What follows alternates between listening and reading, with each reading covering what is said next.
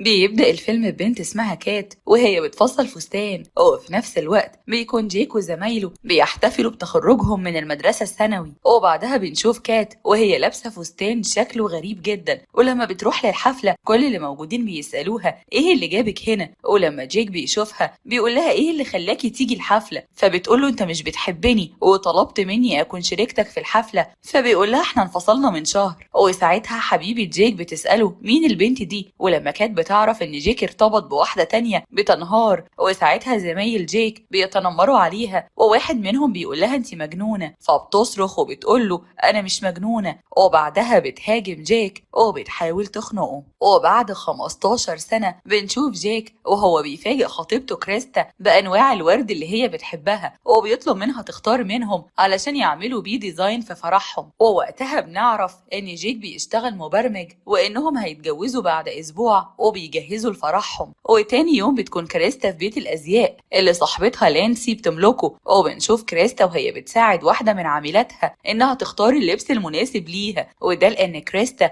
بتشتغل ستايلست في مجال الازياء، فبتساعد الستات والبنات انهم يختاروا الفساتين واللبس المناسب ليهم. وبيكون معاها عميلة كبيرة في السن اسمها إليز، وما بيبقاش عاجبها اي لبس كريستا بتختاره وبتتعصب عليها اكتر من مرة، لكن كريستا بتستحمل طريقتها في الكلام لانها محتاجة لفلوس علشان تجهيزات جوازها. ولما إليز بتطلب منها نفس الفستان اللي هي لابساه بتقول لها كريستا الفستان ده انا جايباه من باريس ومفيش منه غير القطعة دي بس، وبتجيب لها فستان تاني علشان تجربه. فبتدخل للبروفة علشان تجرب الفستان، وساعتها لانسي بتقول لكريستا انت ليه مستحملة اسلوبها، فبتقول لها كريستا انها محتاجة للفلوس علشان فرحها. وهنا بتوصل كات وبتقول لهم انها سمعت كلام إليز مع كريستا بالصدفة، وبتطلب من كريستا انها تكون الستايلست بتاعتها. فبتقول لها كريستا ان ما عندهاش وقت، فبتوري لها كات ان لبسها مش متناسق وانها محتاجة حد لمساعدتها. فبتقول لها كريستا انها حاليا ما عندهاش وقت وانها ممكن تشتغل معاها بعد فرحها بشهر. ولما كات بتسألها فرحك امتى بتقول لها بعد اسبوع، وبتوعدها ان لو واحدة من العملاء بتوعها حصل لها اي ظرف هتكلمها فورا. ولما كات بتطلب منها فستان شبه اللي هي لابساه بتقول لها كريستا ان الفستان ده نسخة واحدة بس. وهنا بيجي لكريستا اتصال من جيك، ولما كات بتعرف ان جيك هيعدي على كريستا في الشغل بتستأذن وبتمشي بسرعة قبل ما يجي ويشوفها. ولما كريستا بترجع البيت بتوري لجيك التصميم الداخلي لمحل هي عايزة تشتريه علشان تفتح فيه دار الأزياء بتاعتها، وبتقول له إن واحدة صاحبتها شغالة وكيلة عقارية بعتت لها على الإيميل صورة المحل ده، وهي شايفة إنه هيكون مناسب جدا لمشروعها، وبتطلب منه إنهم يأجروا المحل. فبيوافق وبتشكره، وساعتها بنلاحظ إن في حد بيراقبهم. وتاني يوم بتكون كريستا في دار أزياء صاحبتها لانسي، ولما إليز بتوصل بتدخل للبروفة علشان تجرب فستانها الجديد. وفي الوقت ده بنشوف إن كات بتراقب إليز، ولما إليز بتتأخر في البروفة بتروح كريستا تطمن عليها،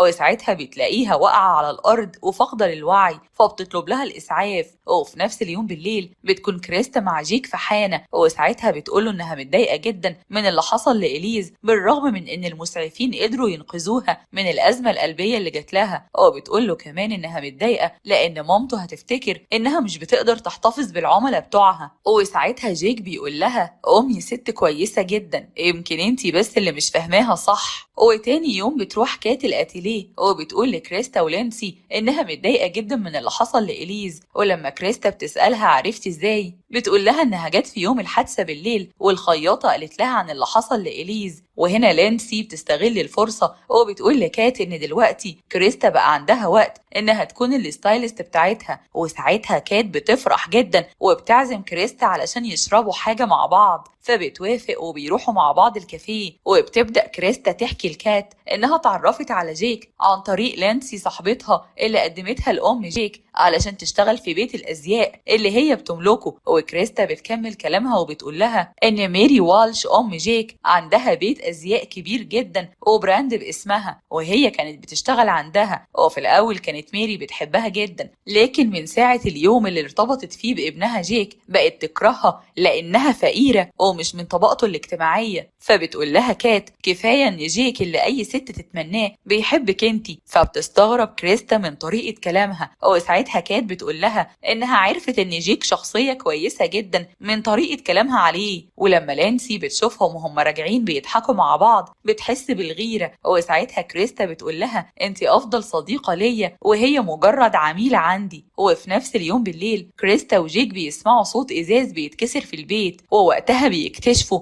إن في حد رمى حجر على إزاز الشباك فاتكسر، فمش بيبلغوا الشرطة لأنهم بيفتكروا إن اللي عمل كده طفل صغير من أولاد الجيران. وتاني يوم كات بتروح لبيت الأزياء وكريستا بتختار لها اللبس اللي لايق عليها، وذوقها بيعجب كات جدا. ولما بيجي اتصال من جيك لكريستا بتسمعهم كات وهم بيتكلموا عن عزومة الغدا اللي كريستا هتحضر فيها المكرونة اللي حماتها بتحبها، وبيبان على كريستا انها متوترة جدا، فبتقول لها كات تعالي نخرج نعمل شوبينج مع بعض، فبتوافق وبتروح معاها. وساعتها كات بتختار لها طقم المجوهرات اللي هتلبسه في فرحها، فبتقول لها كريستا انها وعدت لينسي ان هي اللي هتختار لها مجوهرات الفرح، فبتقنعها كات ان لينسي اكيد هتكون مبسوطة لما تعرف انها اشترت طقم مجوهرات جميل ولايق عليها. وكريستا ما بتاخدش بالها ان كات سرقت من المحل حلق يشبه الحلق اللي هي اشتريته بالظبط. ولما بيرجعوا للاتيليه كات بتعرف لانسي انهم اشتروا مجوهرات الفرح، وكات بتجبر كريستا انها توري لها المجوهرات اللي اشتروها، فبيبان على لانسي انها اتضايقت، وبتسأل كات اذا كانت اشترت حاجة لنفسها ولا لا، فبتقول لها لا. وساعتها لانسي بتشوف في شنطة كات حلق شبه الحلق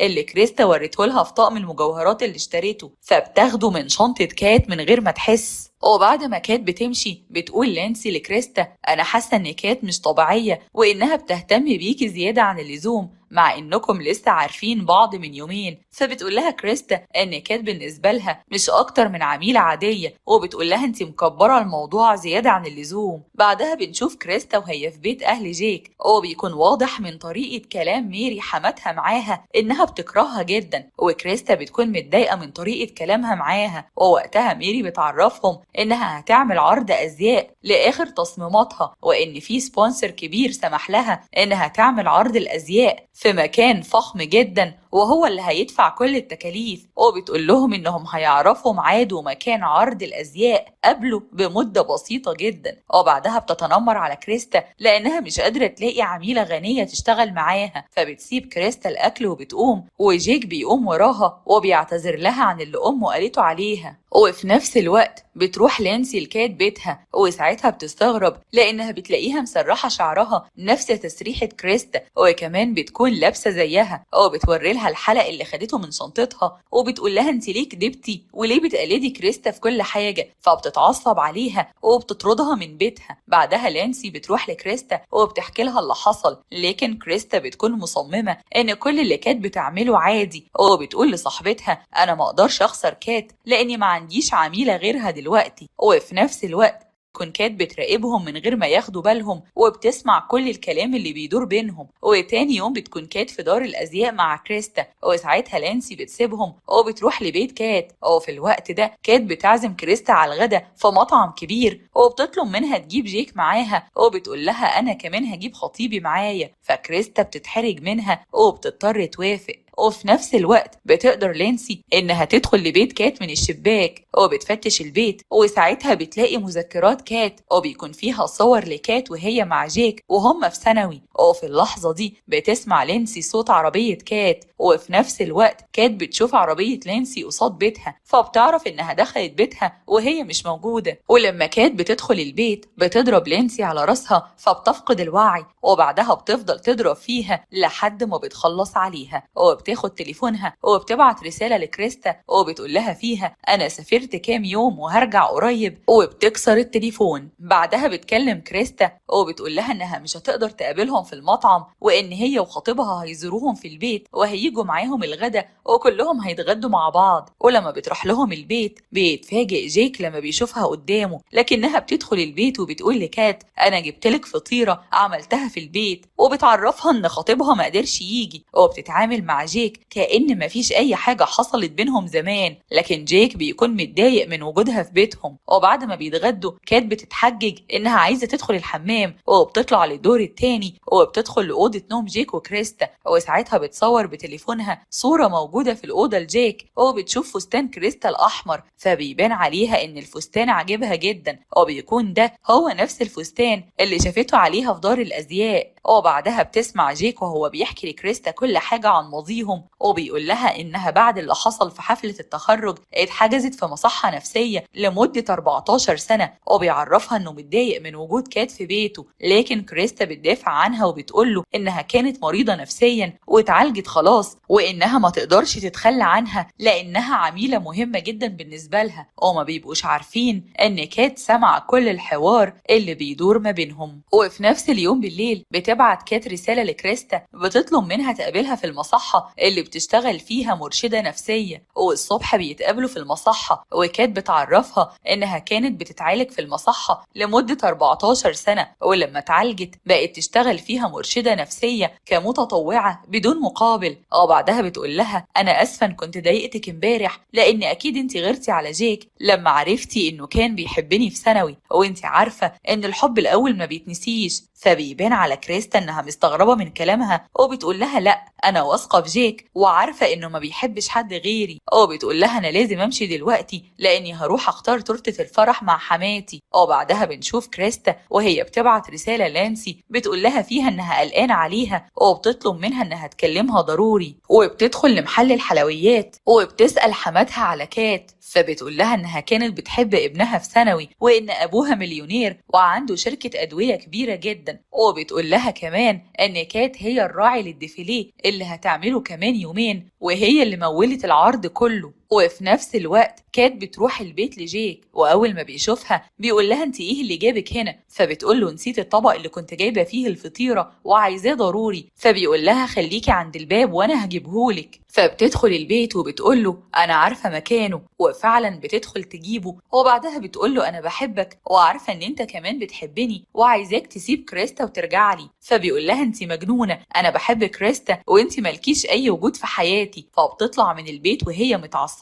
وبتكسر الطبق في الشارع. بعدها بتركب عربيتها وبتكون متعصبه جدا. وتاني يوم كريستا بتكلم لانسي وبتطلب منها تطمنها عليها، وبعدها بتروح للخياطه اللي سابت عندها فستانها الاحمر علشان تعدل لها فيه شويه حاجات. وساعتها الخياطه بتقول لها انها فعلا سلمتها الفستان من نص ساعه، وده لان كات كانت مغيره شكلها لما اخدت الفستان وكانت شبه كريستا جدا. وطبعا كريستا بتكون متاكده ان اللي خدت الفستان هي كات، ولما بترجع للبيت بتكون منهاره وبتقول لجيك انها متاكده ان كات هي اللي سرقت فستانها. وتاني يوم بيكون يوم ديفيليه ماري، وبنشوف كات وهي بتستعد علشان تروح للديفيليه، وبتكون لابسه فستان كريستا. وفي نفس الوقت بتكون كريستا قصاد بيت لانسي وبتفضل تخبط على الباب وتنده عليها، لكن مفيش حد بيرد عليها. وفي الوقت ده بيجيلها اتصال من كات بتطلب منها فيه انها تقابلها في دار ازياء لانسي. فكريستا بتتصل بجيك لكنه بيكون عامل التليفون صامت فما بيسمعش اتصالها، ولما ما بيردش عليها بتبعت له رسالة بتقول له فيها انها رايحة دار ازياء لانسي وهتقابل كات هناك. واول ما كريستا بتوصل هناك بتهددها كات بالمسدس. وفي نفس الوقت جيك بيشوف رسالتها وبيتصل بيها، فبتطلب كات من كريستا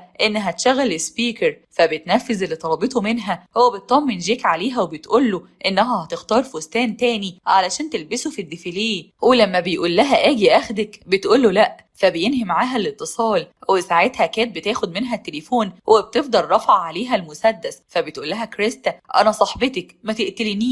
فبتقول لها كات صاحبتك هي لانسي، انا مجرد عميله عندك. فبتقول لها كريستا هي فين؟ انت قتلتيها؟ فما بتردش عليها. وساعتها كريستا بتقول لها جيك عمره ما حبك ولا هيحبك لانه بيحبني انا. فبتقول لها كات انا عارفه انه بيحبني انا. وبعدها بتضربها بالنار، ولانها بتكون فاكراها ماتت بتخرج من دار الازياء. وساعتها كريستا بتقوم بصعوبة بعد ما الرصاصة جت في بطنها وبتحاول تدور على تليفون، ووقتها بتشوف جثة صاحبتها اللي كانت خبتها في المحل وبتنهار. وفي الوقت ده ميري بتقول لجاك ان كريستا اتأخرت جدا وانها مش هتقدر تأخر بداية العرض اكتر من كده. وبعدها عرض الازياء بيبدأ والفساتين بتعجب الناس جدا وبيهنوا ميري بنجاح العرض. وجاك بيكون قلقان لان كريستا اتأخرت فبيفضل يتصل بيها. وفي نفس الوقت بتكون كات في طريقها للديفيليه وتليفون كريستا بيكون معاها، ولما بتشوف اتصالات جيك الكتير بكريستا بتتعصب، ولما بتوصل الديفيليه بتقول كلمتها وساعتها جيك بيشوفها وهي لابسة فستان كريستا. أما كريستا فبتكون خرجت من دار الأزياء وفي طريقها للديفيليه، وفي الوقت ده كانت بتقول إن جيك شريك نجاحها وإنهم بيحبوا بعض. وساعتها ميري بتستغرب من كلامها وجيك بيتعصب عليها وبيقول لها إن كلامها مش صحيح وإن مفيش أي حاجة بينهم، وبيسألها فين كريستا فبتقوله مش عايز أسمع الاسم ده، فبيسيبها وبيخرج للجراج فبتخرج وراه. ووقتها بيكون في ضيوف كتير من الجمهور اللي كانوا بيتفرجوا على الديفيليه موجودين حواليهم، وبيشوفوا كات وهي بتترجى جيك انه يرجع يحبها، فبيقول لها انا عمري ما حبيتك ولا هحبك ومش عايز يكون ليكي اي وجود في حياتي لاني بحب خطيبتي كريستا وهتجوزها. وبيمسكها بعنف من ايديها فبتقع على الارض، وساعتها بيقول لها فين خطيبتي يا مجنونه. وفي اللحظه دي كانت بتفتكر نفس الموقف لما حصل لها يوم تخرجهم من ثانوي، فبتقول له انت زي باقي الناس وبتعضه في ايده، فبيسيبها فبتجري على عربيتها وبتجيب منها المسدس وبتوجهه ناحية جيك وبتهدده بيه وبتقول له قول لي بحبك، فبيقول لها ما اقدرش. وفي نفس الوقت بتوصل كريستا وبتنزل من العربية، ولما بتشوف كات وهي رافعة المسدس على جيك بتاخد حديدة من عدة عربيتها وبتروح بيه ناحية كات وبتقول لها ابعدي عن خطيبي، وبتضربها على راسها وبتحاول تخنقها فبتفقد الوعي وبتقع على الأرض. وبعد فترة بنشوف كريستا مع جيك وعيلته وهم بيحتفلوا مع بعض قبل الفرح بأيام قليلة، وساعتها ميري بتقول لكل الموجودين إنها بقت بتعتبر كريستا بنتها وبتقدم لها تصميم هدية لدار الأزياء الجديدة اللي عايزة تأسسها. وساعتها كريستا بتفرح جدا وبتشكر ميري. وبكده بيكون خلص فيلم النهاردة.